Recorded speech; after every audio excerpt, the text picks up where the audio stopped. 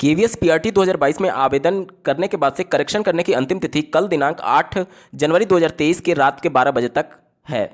बहुत से अभ्यर्थियों का करेक्शन को लेकर के बहुत सारे डाउट हैं। एक सुबह डेडिकेटेड वीडियो के माध्यम से मैंने आप सभी को सूचित किया था कि केवीएस ने ये अवगत कराया है कि जो मार्क्स डिटेल भरने हैं पीआरटी में वो बीएड वाले अभ्यर्थियों को ग्रेजुएशन का भरना है और डीएलएड वाले अभ्यर्थियों को इंटरमीडिएट का भरना है। इस पर बहुत सारे अभ्यर्थियों को डाउट है कि उसमें ग्रेजुएशन या फिर इंटरमीडिएट के मार्क्स भरने के ऑप्शन ही नहीं दिए गए हैं।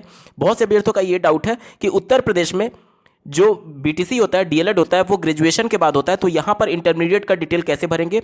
बहुत से अभ्यर्थियों का ये डाउट है कि जिनका सीजीपीए मार्क्स है उनके रिजल्ट में है, उसको किस तरीके से भरना है, करेक्शन कैसे करना है। और अगर कोई अभ्यर्थी करेक्शन से छूट जाता है, क्योंकि बहुत से अभ्यर्थी ऐसे भी हैं जो कि पहले ही उन्होंने कुछ गलती की वजह से करेक्शन करते हुए अपना फॉर्म सबमिट कर दिया है, तो अब उनको दोबारा मौका नहीं मिलेगा, क्योंकि एक ही बार करेक्शन का मौका मिलता है। तो ऐसे वाले अभ्यर्थियों का क्या होगा, क्या उनका फॉर्म रिजेक्ट हो जाएगा। ऐसे तमाम प्रश्न जो भी आपके मन में उठ रहे हैं उसका डिटेल में बात करने जा रहे हैं, क्योंकि बहुत ज़्यादा पैनिक सिचुएशन हो गया इस मामले को लेकर के। अंत तक जुड़े रहिएगा। नमस्कार दोस्तों, मेरा नाम है नीरज और आप देख रहे हैं कैरियर बिट यूट्यूब चैनल। अगर आप इस चैनल पर पहली बार विजिट कर रहे हैं तो इसको सब्सक्राइब करते हुए बेल आइकन को प्रेस करना ना भूलें। सबसे पहले तो ये बात कर लेते हैं कि आखिर ये न्यूज़ निकल करके आई कहाँ से, क्योंकि बहुत से लोग ये विश्वास ही नहीं कर पा रहे हैं कि केवीएस संस्था के द्वारा ये बातें बोली गई हैं। तो सबसे पहले तो आप इनके हेल्पलाइन नंबर पर एक ऑडियो सुन लीजिए, उसके बाद से चीज़ें थोड़ी सी सॉर्ट आउट होंगी और उसके बाद से आगे बात करते हैं। पहले आप ऑडियो सुनिए। सर, पर उसमें हम लोग जो पीआरटी वाले हैं उसमें हम लोगों से सीनियर सेकेंडरी का पूछा है, ग्रेजुएशन का नहीं पूछा है मार्क्स। आप डिप्लोमा इन एजुकेशन हो?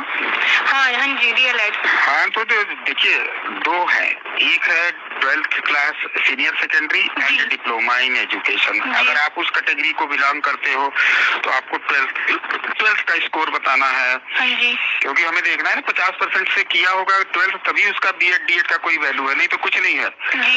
49% पाया हो 12th में तो वो चाहे वो पूरे यूनिवर्सिटी में गोल्ड मेडल लिया हो, उसको हम नहीं लेंगे प्राइमरी टीचर में। हाँ जी, ठीक है, इसीलिए वो पूछा हुआ है। तो आपको 12th के मार्क्स बताने हैं वहाँ पे। ओके सर, ठीक है, थैंक यू सर। अगर आप बीएड एंड ग्रेजुएशन वाले को टिक करते हो तो वहाँ पे आपको ग्रेजुएशन नहीं सर, मैं 50% सीनियर सेकेंडरी एंड डीएलएड वाला है। हाँ, तो आप उसमें भरिए सीनियर सेकेंडरी के मार्क्स और सब्जेक्ट पूरा। Okay sir. अभी जो आपने ऑडियो सुना वो एक महिला अभ्यर्थी की केवीएस हेल्पलाइन नंबर पर बातचीत के कुछ अंश थे, जिसमें उन्होंने स्पष्ट शब्दों में कहा है कि आप अगर डीएलएड हैं तो आपको इंटरमीडिएट यानी सीनियर सेकेंडरी के मार्क्स भरने हैं, और अगर आप बीएड हैं तो आपको ग्रेजुएशन के मार्क्स भरने हैं। यहाँ पर आप एक रिटन फॉर्म में भी केवीएस के द्वारा जो एक अभ्यर्थी को ईमेल के माध्यम से सूचना दी गई थी उसका स्क्रीनशॉट देख पा रहे होंगे। If you are DElEd BElEd candidate then you have to submit class 12th marks and subject in the portal. If you are graduate and B.Ed then you have fill graduate marks and subject in the column of marks subject. तो ये तो clear हो गया है कि KVS पूरी तरीके से इंटरमीडिएट के ही मार्क्स मांग रहा है और ग्रेजुएशन के मार्क्स मांग रहा है। अगर बीएड है तो ग्रेजुएशन के, और अगर आपने डीएलएड किया है तो आपके इंटरमीडिएट के ही मार्क्स भरने हैं वहाँ पर केवीएस के अनुसार। बहुत से अभ्यर्थियों का कमेंट के माध्यम से ये प्रश्न आ रहा है कि जब वहाँ पर ऑप्शन 12th के बारे में दिया ही नहीं गया है, क्योंकि 4 ही ऑप्शन खुल करके आ रहे हैं, एक बीएड का, दूसरा आपका डीएलएड का, तीसरा आपका स्पेशल डीएड का और चौथा आपका बीएलएड का। तो वहाँ पर 12th या फिर ग्रेजुएशन की डिटेल को कैसे भरना है। तो इन्होंने साफ शब्दों में अभी ऑडियो में भी आपने सुना कि वो 12th के ही डिटेल्स मांग रहे हैं, क्योंकि वहाँ पर उनका ये कहना है कि वो 50% देखते हैं। लेकिन ये चीज़ें भी कहीं ना कहीं केवीएस के समझ में आनी चाहिए कि अगर 50% की अनिवार्यता है तो वो जो भी बीएड या फिर डीएलएड इंस्टीट्यूशन होते हैं वो सब कुछ क्राइटेरिया देख कर ही बच्चे का एडमिशन लेते हैं। तो जब वो एडमिशन बीएड या फिर डीएलएड में लिया होगा तो उस समय 50% उसका होगा, तभी उसका एडमिशन भी हुआ होगा। तो ये सभी चीज़ें बहुत ज़्यादा कन्फ्यूजन क्रिएट कर दी गई हैं केवीएस की तरफ से, जिसको लेकर के ये सभी चीज़ें हो रही है।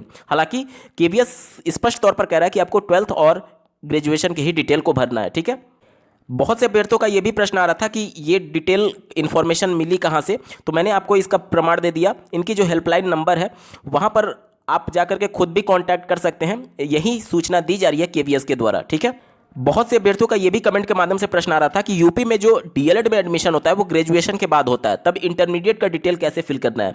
यहाँ पर मैं बता दूं कि देखिए, शिक्षा जो है वो समवर्ती सूची में, यानी कि राज्य सरकार के पास भी अपने अधिकार है मिनिमम एलिजिबिलिटी तय करने के संदर्भ में। उत्तर प्रदेश राज्य सरकार ने जो डीएलएड के लिए मिनिमम एलिजिबिलिटी तय की हुई है वो ग्रेजुएशन तय की हुई है, लेकिन एनसीटी की गाइडलाइन के अनुसार अगर कोई भी बच्चा इंटरमीडिएट है तो वो इंटरमीडिएट के बाद ही डीएलएड में एडमिशन ले सकता है। बहुत से राज्य हैं जो कि इंटरमीडिएट के बाद ही डीएलएड में एडमिशन देते हैं, जैसे कि बिहार हो गया, राजस्थान में जेबीटी, हरियाणा में जेबीटी चलता है, राजस्थान में बीएसटीसी चलता है। तो ये सभी इंटरमीडिएट के बाद ही वहाँ पर डीएलएड में एडमिशन दे देते हैं। तो एनसीटी की गाइडलाइन इंटरमीडिएट के बाद ही डीएलएड में एडमिशन की है। हालांकि उत्तर प्रदेश राज्य सरकार ग्रेजुएशन मांगी जाती है यूपी में, इस वजह से एनसीटी की गाइडलाइन के अनुसार ये आपसे इंटरमीडिएट का डिटेल मांग रहे हैं, ना कि ग्रेजुएशन का। तो अगर आप डीएलएड हैं तो इंटरमीडिएट के डिटेल को भरेंगे।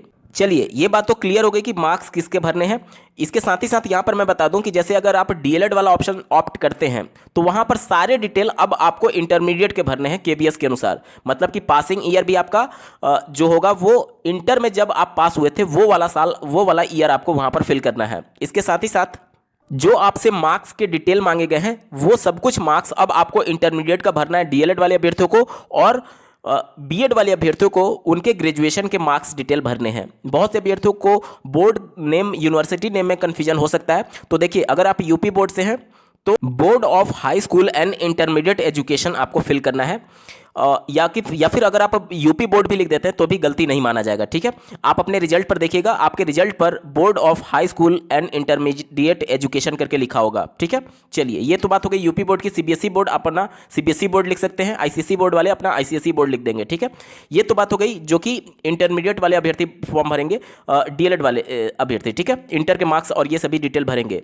अब बात कर लेते हैं जो बीएड है, जो ग्रेजुएशन के डिटेल जिनको भरना है, वहां पर सब कुछ अपना डिटेल अब ग्रेजुएशन का भरना है। ग्रेजुएशन का कहने का मतलब कि जो मार्क्स आपके होंगे वो ग्रेजुएशन का होगा, ग्रेजुएशन आपने किस वर्ष पास किया वो होगा, पासिंग ईयर ग्रेजुएशन का ही होना चाहिए। और साथ ही साथ यहाँ पर सब्जेक्ट भी फिल करने हैं। तो सब्जेक्ट में विशेष तौर पर ध्यान दे लीजिएगा, डीएलएड वाले इंटर के 5 सब्जेक्ट को वहां पर लिख देंगे, और जो ग्रेजुएशन वाले यानी बीएड वाले अभ्यर्थी वो वहां पर ग्रेजुएशन के सभी सब्जेक्ट्स को वहां पर मेंशन कर देंगे। यहां तक क्लियर।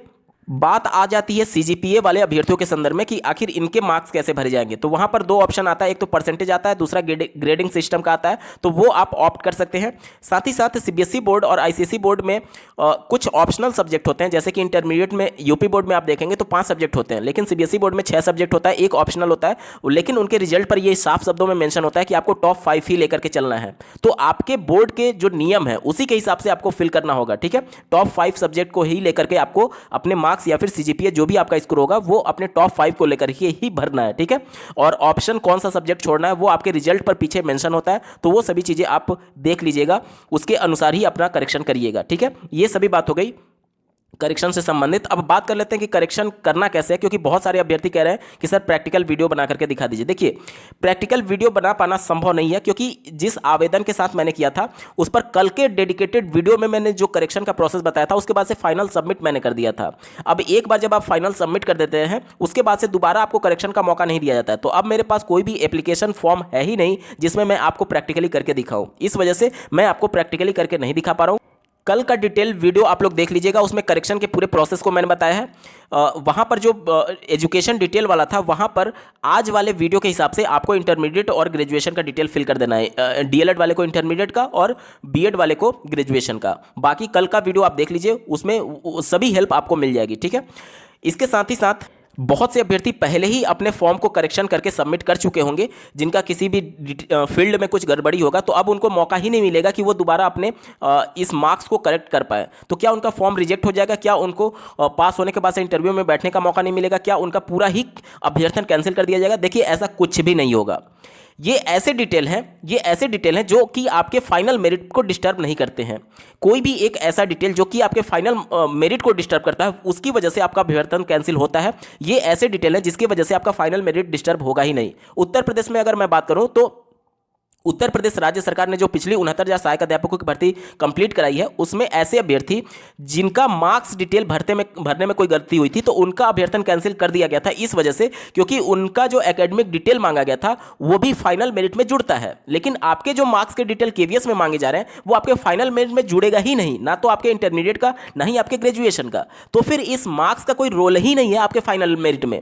अब जो ऑडियो मैंने आपको सुनाया उसमें उनका ये कहना है कि हम आपके 50% मार्क्स को देखना चाहते हैं कि क्या आप 50% मार्क्स से क्वालिफाई हैं भी अथवा नहीं। तो वो आप अपने मार्क्स को वहां पर काउंसलिंग के दौरान फिजिकली रिजल्ट दिखाकर भी क्लियर कर सकते हैं। इसके लिए आपको सिंपली एक केवल एफिडेविट सबमिट करना होगा। आप अपने काउंसलिंग के दौरान, इंटरव्यू के दौरान एक एफिडेविट लेकर के जाएंगे कि आपने बाय मिस्टेक यहाँ पर इस चीज़ का डिटेल भर दिया था, और बाकी कोई भी समस्या नहीं होगी। क्योंकि देखिए, लगभग लाखों की संख्या में अभ्यर्थी आवेदन किए हुए हैं, और कोई भी अभ्यर्थी, लाखों अभ्यर्थी यहाँ हेल्पलाइन नंबर पर कांटेक्ट करके नहीं पूछ रहा होगा कि आपको यहाँ पर क्या मांगा है आपने या फिर क्या हमें भरना है। यहाँ पर जो अभ्यर्थी एक्टिव हैं वो एक तरीके से कॉल करके पूछ ले रहे हैं, या फिर उनको सूचना प्राप्त हो जा रहा है, या फिर जो किसी यूट्यूब चैनल से जुड़े होंगे उनको सूचना प्राप्त हो जा रहा है। लेकिन बहुत से ऐसे अभ्यर्थी हैं जो कि आवेदन भर करके अब अपनी पढ़ाई में लगे होंगे, उनको यूट्यूब से मतलब नहीं है, उनको हेल्पलाइन नंबर से मतलब नहीं है। तो निश्चित तौर पर अगर कोई फर्स्ट अटेम्प्ट में कोई भी आवेदन भरेगा तो वहाँ पर उसको इंटरमीडिएट और बीए ग्रेजुएशन का डिटेल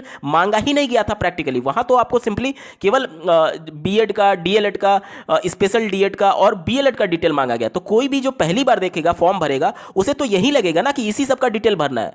ये बिल्कुल एक तरीके से बाय डिफॉल्ट वाली बातें हैं। जब आप सीबीएसई बोर्ड के द्वारा आयोजित की जाने वाली सीटेट की परीक्षा में आवेदन किए होंगे तो यही वेबसाइट उसमें भी था। वहां पर आपके मन में कोई डाउट ही नहीं था कि इंटरमीडिएट का भरना है, ग्रेजुएशन का भरना है, या फिर आपको एक तरीके से बीएड डीएड का भरना है। वहां तो फिक्स था ना कि आपको बीएड का और डीएलएड का ही डिटेल भरना है। तो यहां पर बेवजह में कंफ्यूजन क्रिएट हो गया, और उसके बाद से केवीएस ने अपना स्टैंड ले लिया कि नहीं, वहां पर इंटरमीडिएट और ग्रेजुएशन का ही मार्क्स भरना है। तो ये सभी चीजें बहुत पैनिक वाली सिचुएशन नहीं है कि अगर आपने करेक्शन कर दिया और आप अपने मार्क्स डिटेल को एडिट नहीं कर पा रहे हैं, या फिर अगर आपसे छूट गया तो क्या होगा, कोई भी प्रभाव नहीं पड़ेगा। आप रिजल्ट क्वालिफाई करेंगे, उसके बाद से आप एक केवल एफिडेविट बनवाइएगा, पूरी तरीके से ये मान्य होगा। आपको काउंसलिंग में भी बैठने का मौका दिया जाएगा, और अगर आप सफल होते हैं तो आपका 100% चयन भी हो जाएगा।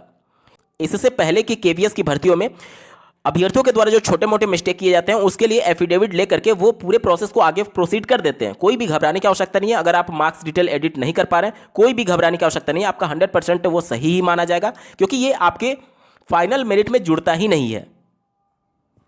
उम्मीद करता हूं आप सभी के डाउट क्लियर हुए होंगे। इस वीडियो को देखने के लिए आपका बहुत बहुत धन्यवाद। भगवान करे आपका दिन शुभ हो।